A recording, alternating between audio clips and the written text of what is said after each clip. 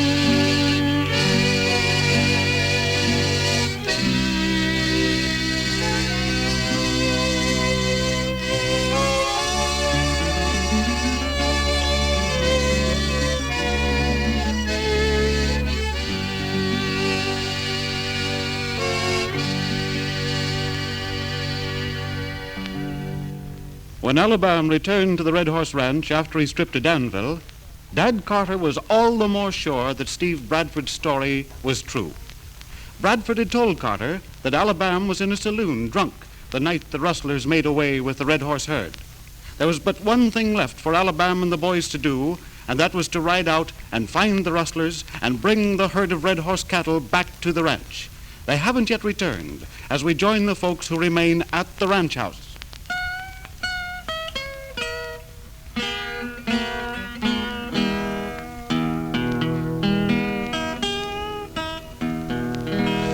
Now the blues ain't nothing but a good man a feeling bad. Okay.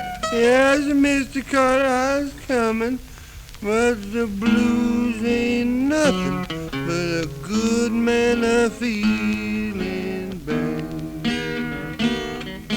Okay. Didn't I tell you to saddle Blackie for me? Yes, Mr. Carter, he's practically saddled right now. Well, get it done right now. You better not waste another minute. Yes, Mr. Carter, but there's the worst old feeling, honey, that I ever had. Cookie, Yes. when you get Blackie saddled, you better get Chuck ready a little early. Hear me? Yes, sir. Well, I went out to the graveyard, fell down on my knees. I went out to the graveyard, fell down on my knees. I said, listen, you Mr. Gravedigger, give me back my good gal, please. Cookie, confound your lazy heart. Have you saddled Blackie? I'm just practically getting ready to start, I was. Did you hear me tell you to get Chuck ready a little early? Yes, sir. Is the boys coming home? Why, well, I don't know. Go on now. Oh, hello, Miss Rose. Y'all still standing out here? Go on, Cookie. Yes. Rose, Yes, Dad, here I am. still hopeful that the boys will be back, ain't you? Come on, daughter, it's no use. But, Dad, I can't believe that. It just can't end this way. They've got to come back. Well, we might as well face the facts, Rose. If Alabam and the boys did meet up with the cattle thieves, there was only one thing that was bound to follow, a gun battle. I know, but they might have won out. Yes, they might have won out. They all may be fighting there for me and for my herd. I didn't want 'em to go. But, Dad, it's Alabam that worries me. I just can't believe that... Well, of course, Bradford warned us, Rose, that we might be disappointed. And, well, there was Alabam and Danville drunk when everything I had depended on his being here at the Red Horse protecting that herd. Dad, I feel, almost ashamed of myself for the way I acted toward Alabam when he got back. You did right, Rose. He was gone all night, wasn't he? Oh, I know. Showed up here the next day, showing the effects of drinking. Neither he nor Tenderfoot denied that he was in the Danville saloon. Bradford was right. But, Dad, you just can't say that Alabam's not loyal to you. Why, even after you told him to leave, he went ahead and he's risking his life now to prove that he wants to fight for you. Rose, there's nothing that would mean more to me than to feel the way that you do about Alabam. And, Dad, all the boys stood by him. Oh, Dad, there's Steve. I'm so glad he came over. Hello, Steve. Why, hello, Rose. Oh, hello, Mr. Carter. Well, have you heard anything from Alabam and the boys? No, Steve. And we're nearly crazy with worry. Oh, it seems so terrible to just sit here and not do anything about it. Well, those rustlers could have got a long ways away with those cattle by this time. I'm afraid to think what might have happened if there'd been a gun battle. Well, Mr. Carter, I just thought I'd come over and show you I'm still anxious to help you. There's still a chance for us to make a deal. You mean you're still willing to take over the Red Horse Ranch? Yes, exactly. Some folks might think it was bad business, but, well, there's nothing I wouldn't do for a good friend like you, Mr. Dad, Carter. I guess there's nothing I can do out here. I think I'll go in and see how Cookie's coming along with supper. All right, Rose. Now, Bradford, I believe I'm ready to talk business. I'm gonna burn my pistol, even Cookie, for my wife. Dad's expecting you to have supper ready before long. Yes'm. Chuck's practically ready right now. Oh, I don't suppose there's any hurry with just us. Now you listen here, Miss Rose. They's all coming back with Mr. Alabama riding after them sneaking cattle thieves. He'll get 'em. Oh, I hope you're right, Cookie.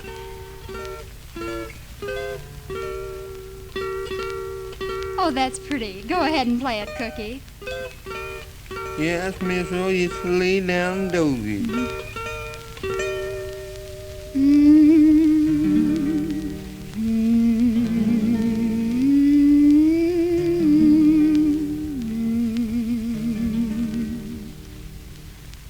Oh, slow up, doggies, quit your roving round. You've wandered and trampled all over the ground.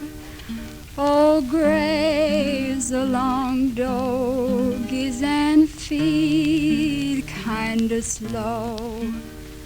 And don't be forever on the go.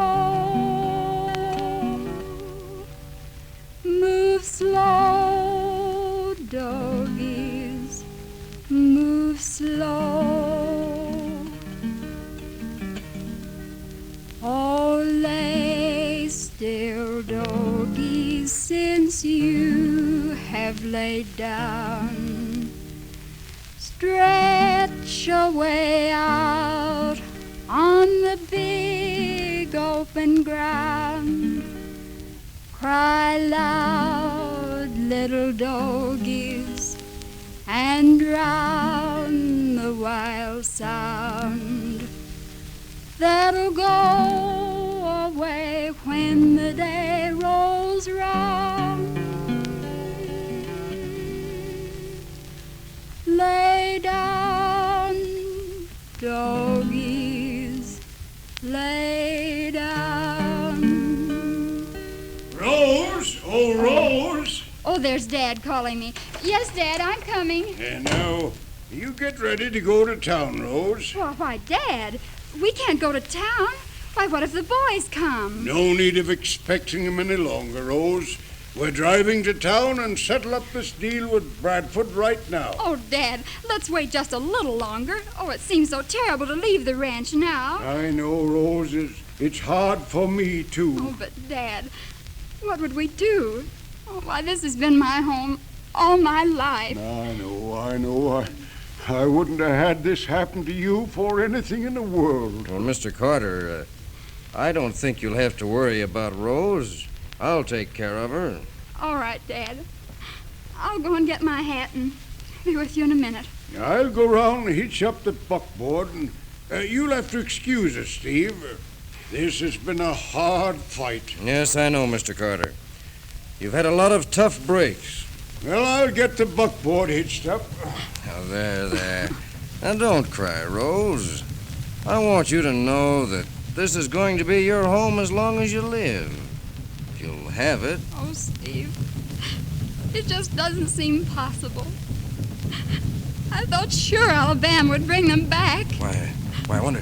Why, what is that rumbling? Why, I hear it too. Oh, Steve, do you suppose? Well, Steve, where are you going?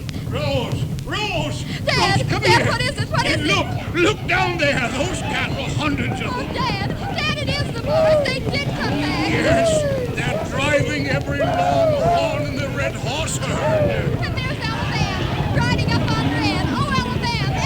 Alabam, he made it, Alabam. Howdy, Mr. Carter. There's your red horse herd. Move along there, you snug longhorn. Get along there. Come on there. Misfortune and none of my own. Yippee-ki-yi-yo, get along, little dogies. You know that Wyoming will be your new home. As I was walking one morning for pleasure, I spied a cowpuncher a-riding along. His hat was sewed back and his spurs was a-jingling, and as he approached me, he was singing this song. Yippee-ki-yi-yo, get along, little donkeys, it's your misfortune and none of my own. Yippee-ki-yi-yo, get along, little donkeys, you know that Wyoming will be your new home. It's early in the spring that we round up the donkeys, we mark them and brand them and bob off their tails. We round up our horses, load up the chuck wagon, and then throw the donkeys out onto the trail. Yippee-ki-yi-yo, get along, little donkeys, it's your misfortune and none of my own. Yippee-ki-yi-yo, get along, little donkeys, you know that Wyoming will be your new home. Oh, you'll be soon for Uncle Sam's Injuns, it's beef, keep beef, I hear them cry. Get along, little donkeys, and you'll be beasted by and by. Yippee-ki-yi-yo, get along, little donkeys, it's your misfortune and none of my own. Yippee-ki-yi-yo, get along, little donkeys, you know that Wyoming will be your new home.